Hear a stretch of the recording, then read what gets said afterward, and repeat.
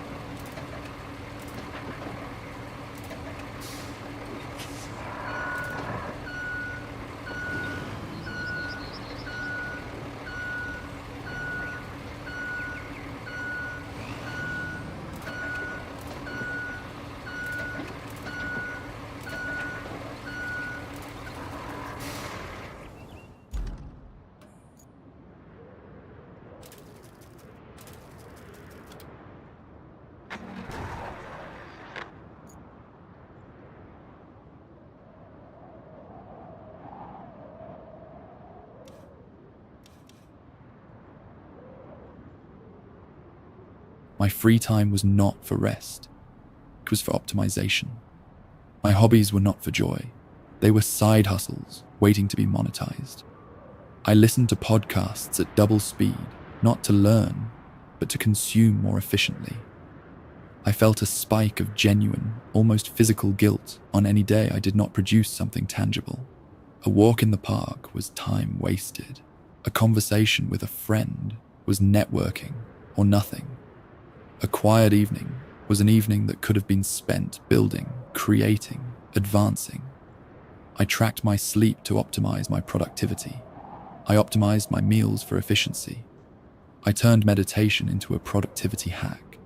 Even my rest was a resource to be leveraged for better output. I had become the perfect, idealized, useful machine, and I was profoundly, thoroughly broken. The burnout did not come as a dramatic collapse. It came as a slow graying of everything. The things that used to excite me felt flat. The achievements that used to satisfy me lasted hours instead of days. The future I was building towards seemed, when I looked at it closely, indistinguishable from the present I was sacrificing. Just more work, just more striving, just more useful days stacked on top of each other until they stopped. I had become, like Gregor, an insect who had forgotten he was ever human. In Kafka's novel, The Trial, a man named Joseph K.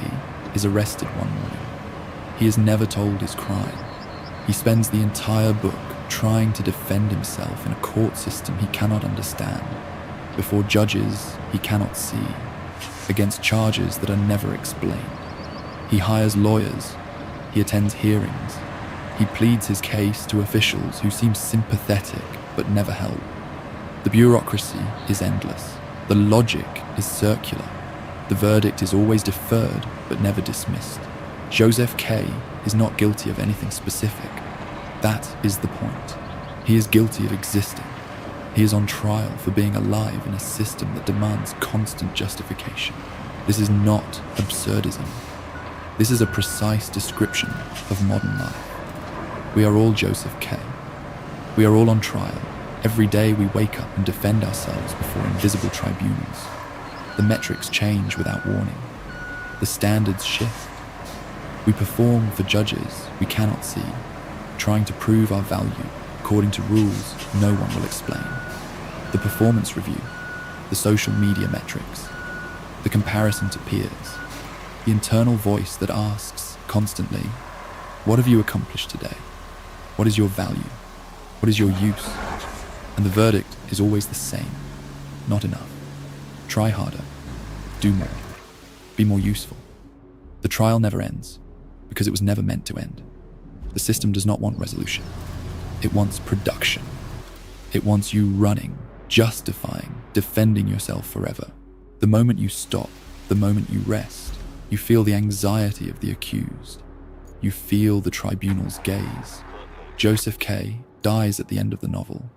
He is executed in a quarry, like a dog, still not knowing his crime, still trying to understand. Most people live the same way, running from a verdict they cannot escape, defending themselves against charges they cannot name, dying in the end, still trying to prove they were useful enough to deserve their life. Kafka knew this trial because he lived it. By day, he worked at the Workers' Accident Insurance Institute in Prague. 8 hours of paperwork, 8 hours of usefulness, claims to process, forms to fill, a respectable position in a respectable institution, a steady salary, everything a young man from a middle-class Jewish family was supposed to want. By night, he wrote. He wrote in the hours he should have been sleeping. He wrote until 2, 3, 4 in the morning, knowing he would have to wake at 7 for the office. He destroyed his health. He developed the tuberculosis that would eventually kill him. He produced work that no one wanted to publish, that his friends politely discouraged, that his own father dismissed as a waste of time. His father, Hermann Kafka, was a self-made businessman, practical, successful, useful. He had built a wholesale haberdashery from nothing. He had employees, respect, money. He looked at his son's writing and saw nothing. Less than nothing. He saw a grown man wasting his life on useless scribbling when he could have been building something real, something that mattered, something with value. Franz Kafka never married, never had children, never achieved financial independence, never saw his novels published, never escaped his father's shadow or his father's judgment. By every metric the world uses to measure a life, he was a failure. When he died of tuberculosis at 40, unable to eat because the disease had spread to his larynx, he left instructions for his friend Max Broll. Burn everything, destroy all my manuscripts. My work has no value, it should not survive me.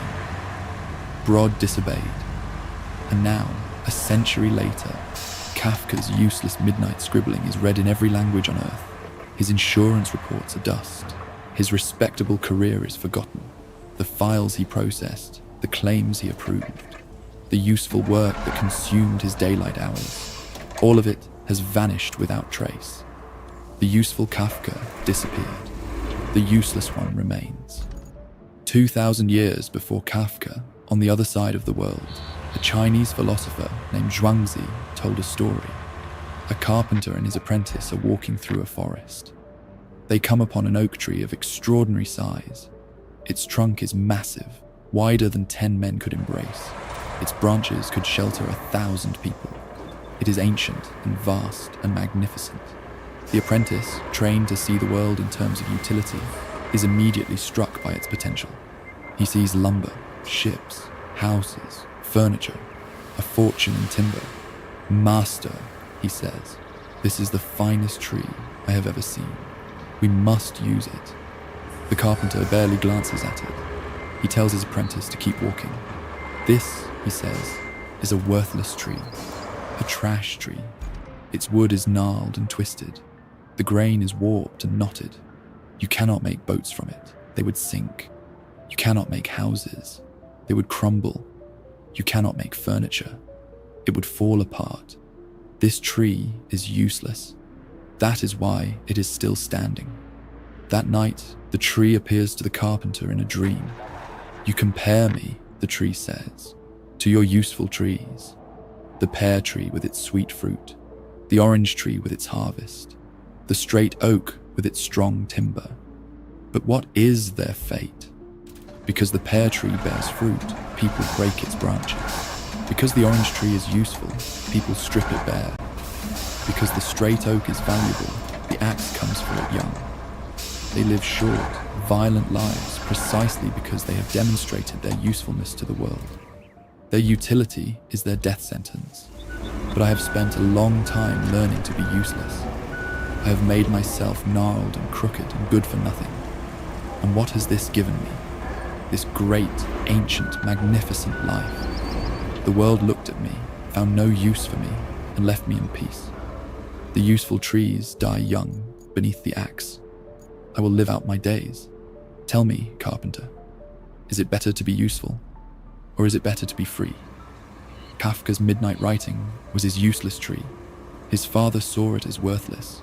The world saw no value in it. No publisher wanted it. No salary came from it. It produced nothing useful, fed no one, built nothing tangible, and it is the only part of him that survived. The useful Kafka, the insurance clerk who processed claims and filed reports and performed his function in the machine, that Kafka is gone. No one reads his paperwork. No one studies his files. His usefulness has been utterly forgotten. But the useless Kafka, the one who stayed up too late writing stories no one asked for, that Kafka is immortal. This is the paradox that Zhuangzi understood and Kafka embodied. Usefulness is a trap. The more useful you become, the more the world demands of you. The straighter you grow, the more the carpenter wants your timber. The more valuable your fruit, the more hands reach to break your branches. The useful trees fall young. The gnarled one remains. Zhuangzi tells another story. The king of Chu hears of Zhuangzi's wisdom and sends 2 officials to offer him a position as chief minister. Great honor, great power, great usefulness to the state. It is the kind of offer that most people would consider the culmination of a life. They find him fishing by the river. Zhuangzi does not look up. He does not bow or show deference or express gratitude for the honor. He asks them a question. "I have heard," he says, "that the king possesses a sacred tortoise. It has been dead for 3,000 years. The king keeps it wrapped in silk, stored in a precious box, honored in his ancestral temple. It is the most venerated object in the kingdom. Tell me, would this tortoise rather be dead, with its bones preserved and honored? Or would it rather be alive, dragging its tail through the mud?" The officials answer without hesitation. It would rather be alive, dragging its tail in the mud. Zhuangzi waves them away. "Then go. Leave me to drag my tail in the mud. This is the choice that we are never taught to see. You can be honored. You can be preserved in silk. You can be useful to the king, to the company, to the system. You can have the title and the salary and the respect, but you will be dead. A sacred object, a decorated corpse, useful to everyone except yourself.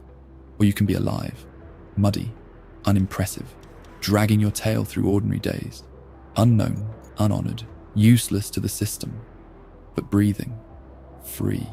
The world calls the first option success. Zhuangzi calls it death. The Taoists have a concept that our modern, striving minds find almost impossible to grasp: Wu Wei. It is usually translated as non-action or non-doing, but this translation is wrong, and the misunderstanding matters. Wu Wei does not mean doing nothing. It does not mean laziness or passivity or giving up. It means acting without forcing. The productive machine, the person I used to be, is a creature of constant aggression against reality. He rows frantically upstream. He imposes his will on the world. He forces outcomes through sheer effort. He believes that more struggle always equals more result, that grinding harder is the answer to every problem. And he is exhausted precisely because this is a war he can never win. The river does not stop. Reality does not yield to will. The harder he rows, the faster he burns out. Wu Wei is the art of dropping the oars and raising a sail. It is not passivity. It is a different kind of action. Action aligned with the current instead of against it. Effort that flows instead of fights. The Taoists observed water, soft, yielding. It does not fight the rock. It does not try to smash through by force.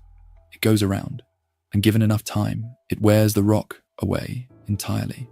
The soft overcomes the hard. The yielding overcomes the rigid, not through force, but through persistence, through patience, through alignment with the nature of things. They observed the bamboo. When the storm comes, the oak stands firm, proud, strong, useful. The carpenter would love its timber, and the oak snaps. The bamboo bends almost to the ground. It looks defeated. It looks weak. It looks useless. And when the storm passes, the bamboo straightens. The bamboo survives. Wu Wei is the bamboo. It is the water. It is the gnarled tree that survives because it never tried to be straight. Consider how you learn to ride a bicycle. At first, you gripped the handlebars with white knuckles. You tensed every muscle. You tried to force balance through sheer effort and concentration. You fell. Again and again, you fell. Then, at some point, you stopped trying so hard. You relaxed your grip. You let the bicycle move beneath you. And suddenly, effortlessly, you could ride. That moment of letting go, that moment when trying less achieved more, that is Wu Wei. Kafka practiced a kind of Wu Wei without knowing it. He did not force his writing to be successful. He did not optimize for the market. He did not brand himself or network or build a platform. He simply wrote what came